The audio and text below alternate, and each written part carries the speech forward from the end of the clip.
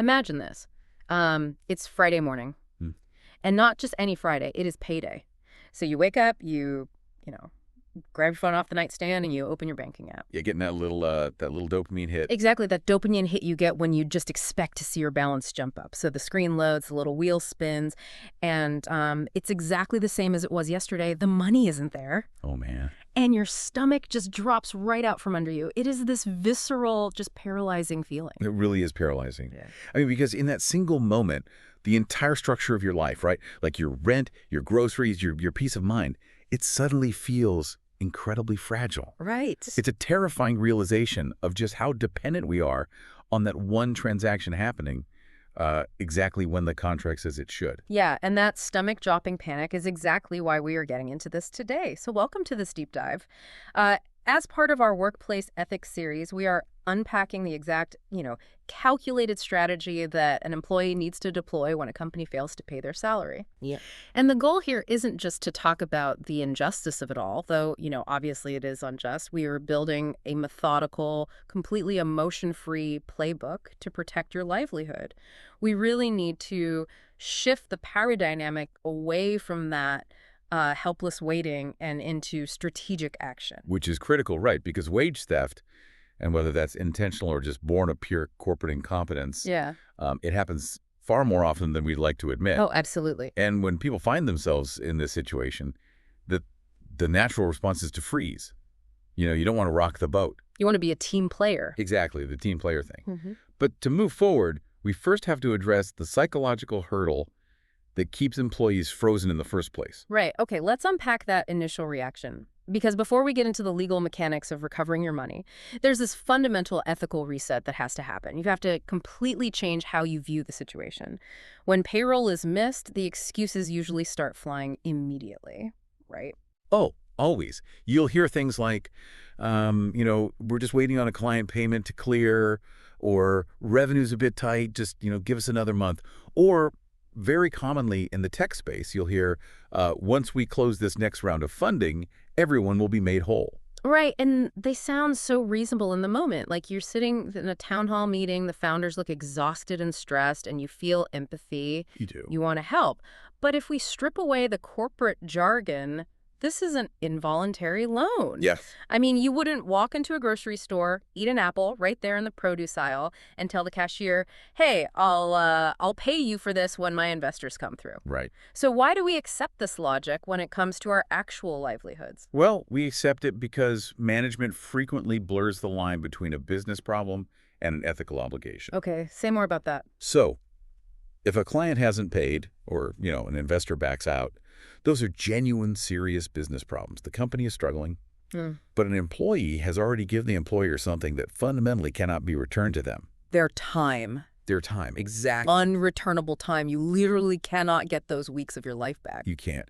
And because that time is unreturnable, an earned salary does not magically become like a flexible or optional expense just because the company has cash flow issues. Right. An employer is legally and ethically bound not to make their employees finance the business by indefinitely withholding wages. The business's operational risk belongs to the owners and the investors, period, not the payroll staff. Not the marketing coordinator. Exactly. Yeah. Which brings us to the core mantra you really have to adopt before taking any action. And it's this: asking for what you are legally owed is not an act of disloyalty. Wow, yeah. It is basic self-preservation. You worked.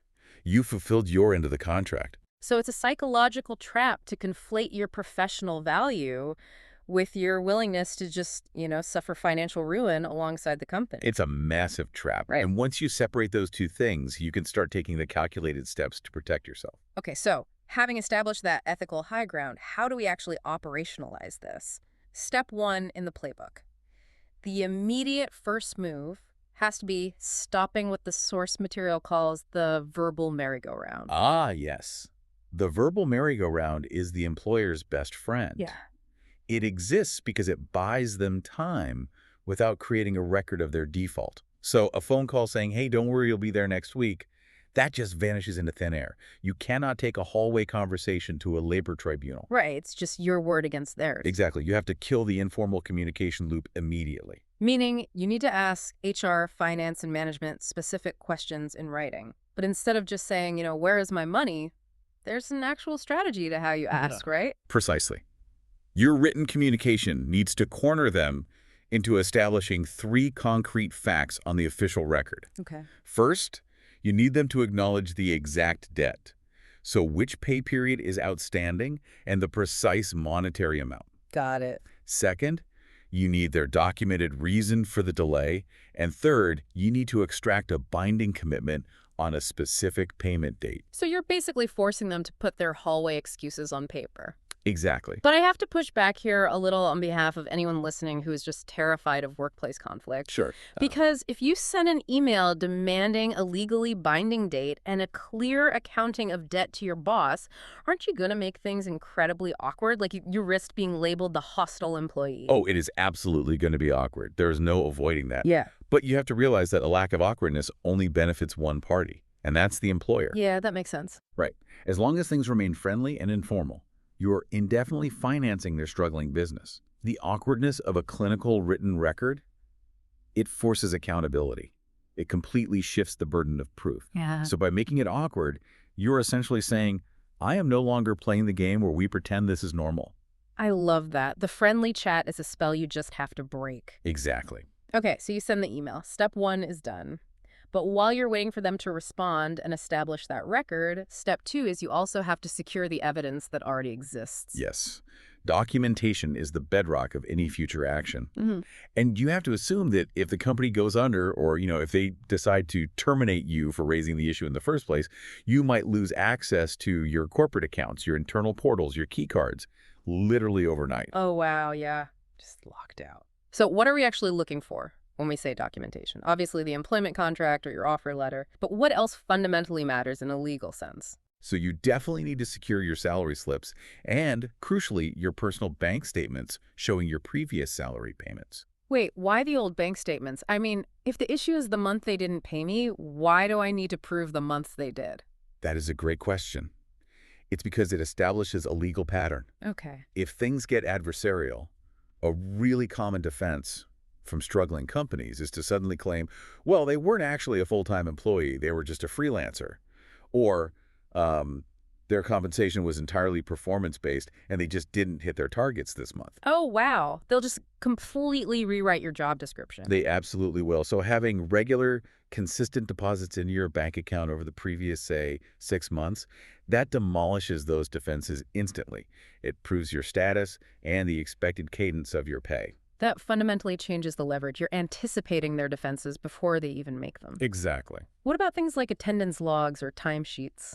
Those are just as vital. Another classic employer defense during a labor dispute is claiming you abandoned your job or you were chronically absent, and that's why they withheld your pay. Right. So having records of your timesheets or even just an email trail showing you actively submitting work during the unpaid period, that proves you are actively fulfilling your end of the employment contract. Okay, so we've broken the spell of informal chats. We've built our fortress of documentation. Now, step 3. Let's look at escalation.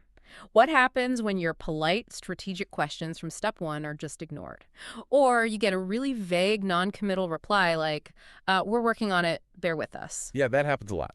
And this is where you have to draw a hard line. This is the formal written demand. Okay. You transition from a polite inquiry to an official internal escalation. So you are sending a formal email to HR, to finance, and to senior management, clearly stating the missing salary period, the outstanding amount, a log of all your previous ignored follow-ups, and a reasonable hard deadline for payment. And there is a critical tactical move here, according to the source material. You have to keep a copy of this formal demand outside of your company's internal servers, meaning blind copying your personal email or forwarding the thread to yourself. Yes, because again, as we said, access can be revoked at any moment. But wait, I can hear IT departments screaming right now listening to this. If I start forwarding internal corporate emails to my personal Gmail account, couldn't I get fired for violating data security or confidentiality policies? Like, couldn't they use that against me? That is a very real risk, which is why the nuance here is essential. You must only forward your own employment grievances. Okay, just your own stuff. Exactly. You are establishing a record of your personal HR dispute. You must absolutely not attach, forward, or include any confidential company intellectual property. No client lists, no trade secrets. Got it. Because the moment you mix your wage demand with the company's proprietary data, you just handed them a legitimate reason to terminate you with cause. Right, you gave them the out. You did. Keep it strictly limited to your compensation, your contract, and their failure to pay. Keep the dispute isolated. Okay, so you've sent the formal demand. Tensions are undeniably high. And this brings us to a massive, incredibly common pitfall that people run into.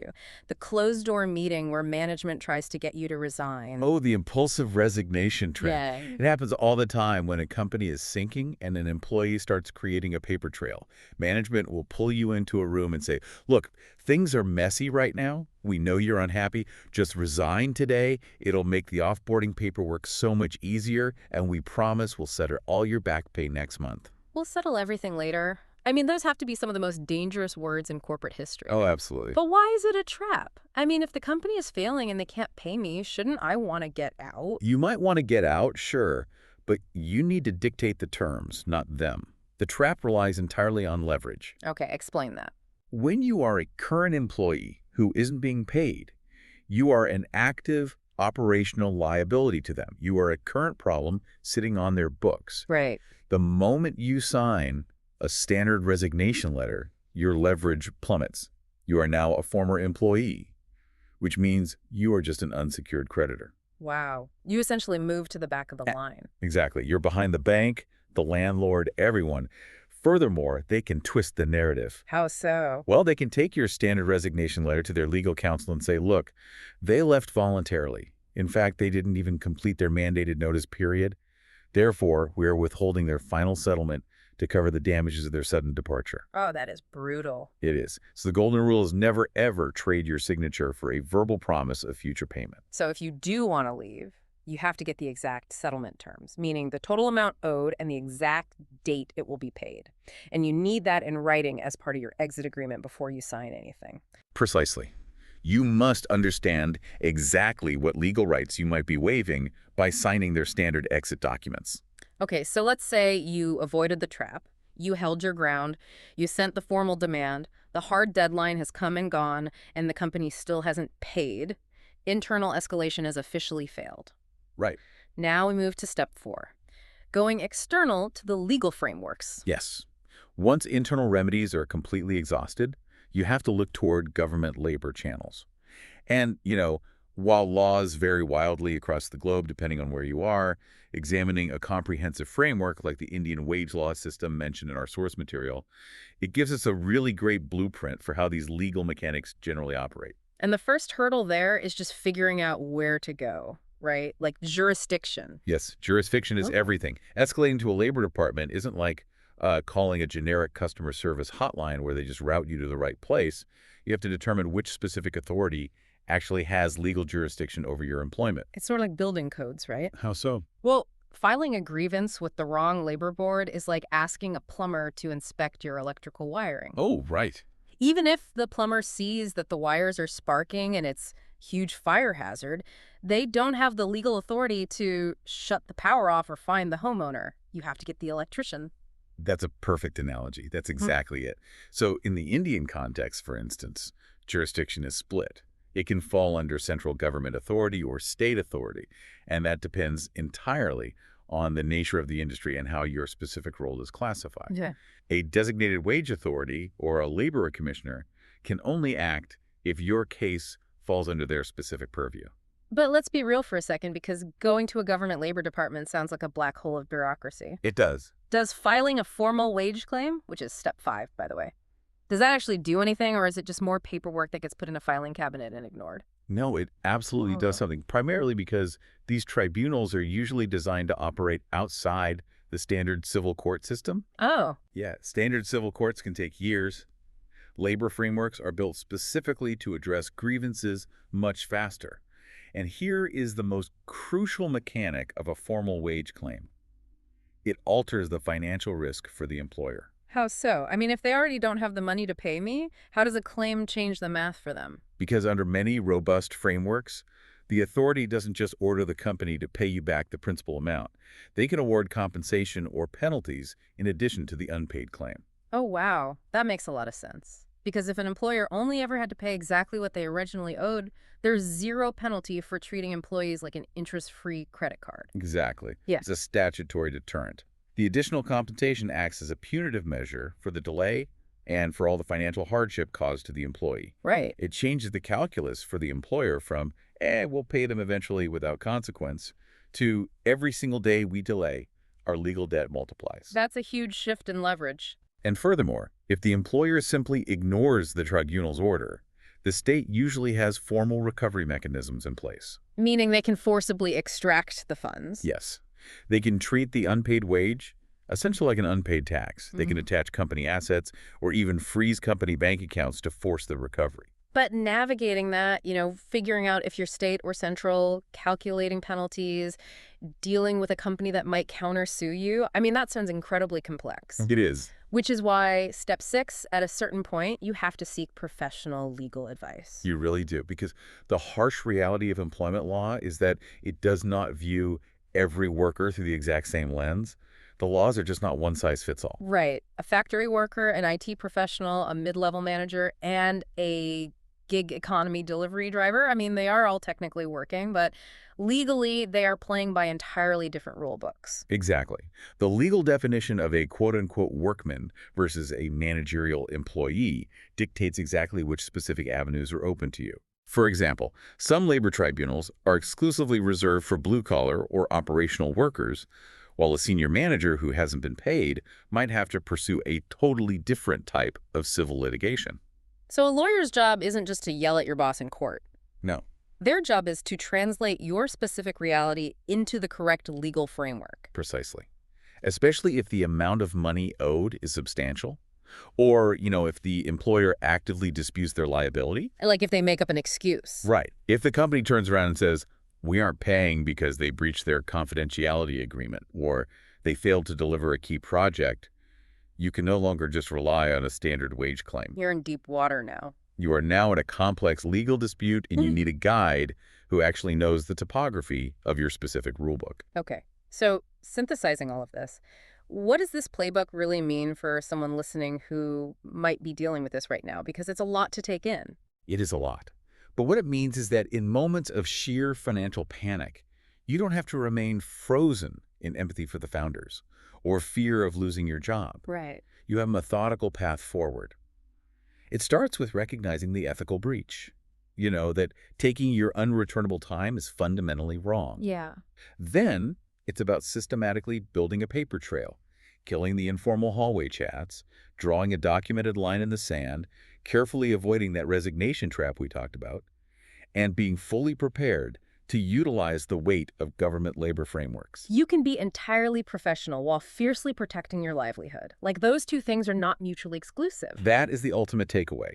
Being an informed employee, standing up for the contract you signed, and utilizing legal channels, none of that is disloyalty. Yeah. It is just basic workplace ethics in practice. It really is. And, as we wrap up, there's a concept here I want to leave everyone with, something to just mull over regarding how we structure corporate consequences in our society. Because we talked about how withholding pay is essentially forcing employees to finance a struggling business. It's an involuntary loan. Yes, absolutely. Well, if a company takes a commercial loan from a bank and misses a payment, they get hit with massive penalty interest rates immediately, right? Like the bank's software just automatically triggers it. Instantly.